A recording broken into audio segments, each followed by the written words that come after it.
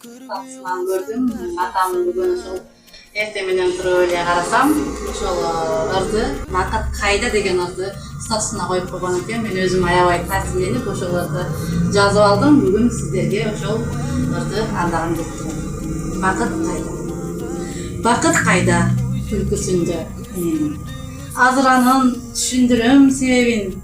Эне сага айда, күн да боло алат. Эне барда бактысызмын дегем. Ата деген атымды уксам жаңырган, өзүңүзсүз артык көргөн жанымдан. Сиздей жөлөк боло албайт эч бир жан. Сезип турам согуп турган тамырдан. Менин атам эң жакшы адам. Эл суктанып караган. Менин апам эң мыкты адам. Эл батасын ала алган. Жакшы күндөр болсун дайым Аллахымдан суранам. Апа, мен сизди жакшы көрөм. Кайма биздин бактыбызга бар болуң. Билим ата бой жеткенче эркинлигим.